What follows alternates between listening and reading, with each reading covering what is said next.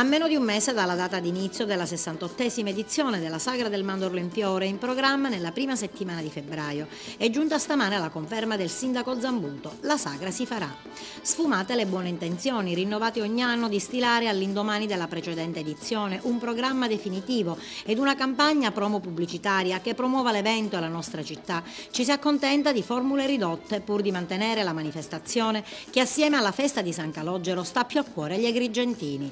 Stiamo lavorando incessantemente per salvare questo appuntamento, per salvarlo, per salvare una tradizione, per salvare un appuntamento che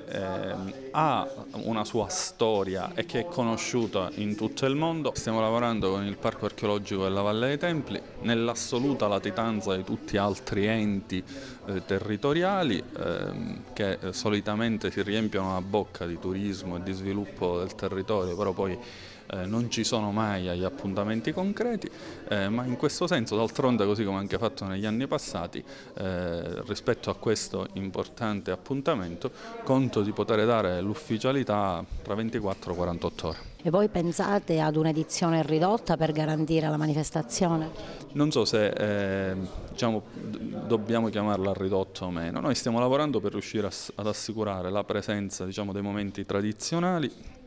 È chiaro, tutto questo deve fare poi i conti con le risorse finanziarie. Più cauto sulla necessità di realizzare l'edizione 2013 della manifestazione, il consigliere comunale Alessandro Patti, che in una nota diffusa stamane ribadisce il rischio di organizzare, come lo scorso anno, una sagra delle cambiali, fondata prevalentemente sui pagherò. Io ho parlato di sagra delle cambiali perché anche per quest'anno a quanto pare siamo costretti ad assistere al solito spettacolo. All'ultimo minuto, oggi 11 gennaio, appena 23 giorni dall'inizio della Kermesse, si va a mettere su la solita sagra raffazzonata e raccogliticcia, come purtroppo è accaduto negli ultimi anni. Non ho mai inteso, l'ho detto in tempi non sospetti, l'ho detto quest'estate ad agosto, non intendevo rinunziare alla sagra in toto, ma quantomeno avremmo potuto provare ad avere il coraggio di rinunziare al Festival Internazionale del Folklore, che poi è notoriamente la voce più dispendiosa, e per garantire comunque la presenza di turisti siciliani, poi